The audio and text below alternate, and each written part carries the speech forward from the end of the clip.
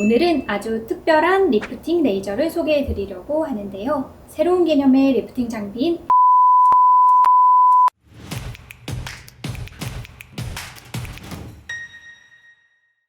안녕하세요. 피부과 전문의 박세영입니다.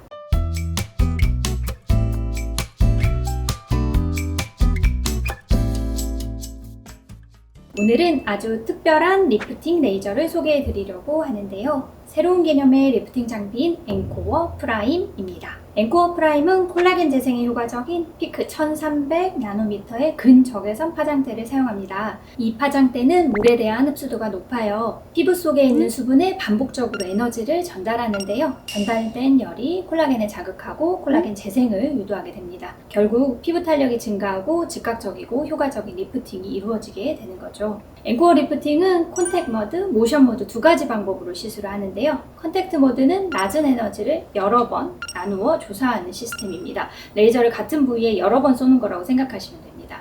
환자의 상태에 맞춰서 원하는 부위를 중점적으로 시술이 가능합니다. 낮은 에너지가 여러 번 나오기 때문에 보다 안전하게 피부 속으로 열을 전달할 수 있습니다. 모션 모드는 에너지를 넓은 영역에 세밀하게 전달하는 시스템인데요. 앞서 말씀드린 컨택 모드보다는 높은 에너지가 나오지만 계속 움직인다고 보시면 됩니다. 피부에 전반적으로 열을 부드럽게 전달하는 느낌이죠. 컨택 모드로 축적된 열을 보호하고 추가적인 열 에너지 전달을 통해 시너지 효과를 볼 수 있습니다. 시술 과정을 간단하게 말씀드리면 처음에는 컨택 모드로 필요한 부위에 집중적으로 열을 전달하고요. 어느 정도 시술이 이루어졌을 때 모션 모드로 피부에 전반적으로 열을 전달해 효과를 극대화시키게 됩니다. 어느 부위를 얼마나 어떻게 치료하는지에 따라 결과가 조금씩 달라질 수 있어요. 그래서 경험이 많은 피부과에서 치료를 받는 것이 중요합니다. 효과는 시술 직후에 바로 나타납니다. 얼굴 절반을 시술하고 보여드리면 타이트닝된 피부를 곧바로 확인하실 수 있어요. 그리고 시간이 지나면서 콜라겐이 재생되고 지속적인 효과가 나타나게 됩니다. 앵코어 리프팅의 가장 큰 장점은 바로 통증과 뜨거움이 거의 없다는 점이에요. 일단 울세라, 슈링크와 같은 하이프 장비에서 느끼는 통증이 전혀 없습니다. 써마지나 올리지오와 같은 고주파 장비에서 느끼는 심한 뜨거움도 없어요. 환자분 표현에 따르면 스톤 마사지를 받는 것 같은 기분 좋은 따뜻함 정도의 느낌입니다. 통증과 뜨거움 때문에 리프팅 시술을 피하셨던 분들께 가장 적절한 시술이지 않나 생각합니다.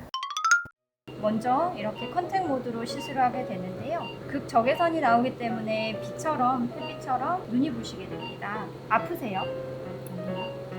뜨거우세요? 어떤 느낌이세요? 따뜻한, 맞아요. 따뜻한 느낌. 이렇게 리프팅 할 부분을 개개인에 따라서 맞춤 시술이 가능하고요. 어느 정도 피부 온도가 올라가면 그때부터는 모션 모드로 들어가게 됩니다. 조금 더 높은 에너지일 때 움직이면서 피부에 전반적으로 고른 열을 전달하게 됩니다.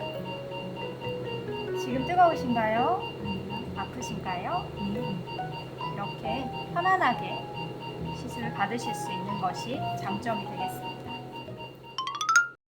이렇게 통증이나 뜨거움이 거의 없기 때문에 마취 없이 진행하고요. 시술 시간도 얼굴 전체 기준 10에서 12분 정도로 짧습니다. 또한 리프팅 시술을 찾는 분들이 공통적으로 걱정하는 부분이 볼페인, 멍, 붓기와 같은 부작용일 거예요. 이러한 이상 증상도 없어서 부담 없이 시술 받으실 수 있습니다. 앵코어 리프팅은 웨딩 촬영이나 결혼식, 중요한 모임을 앞두고 계신 분들께 추천드리고 있는 리프팅 시술인데요. 하루 또는 이틀 전에 시술을 받으시면 좋은 효과를 보실 수 있습니다. 단점은 지속기간이 길지 않아 자주 하셔야 한다는 점입니다. 초기에는 1주 간격으로 5회 시술 받는 것이 가장 좋고요. 이후에는 2주 간격으로 5회, 그 이후에는 한 달에 한 번 유지를 위해 시술 받으시면 되겠습니다. 앵코어 리프팅 후 주의하실 점이 몇 가지 있는데요. 피부 온도를 올려 시술하기 때문에 시술한 당일은 가급적 찬물 세안은 피해 주시는 것이 좋습니다. 시술 후 얼굴 당김이나 건조함이 생길 수 있으니 충분한 수분 섭취와 수분크림 관리에 신경 써주세요. 외출 시 자외선 차단제를 발라주시는 것도 잊지 마시고요.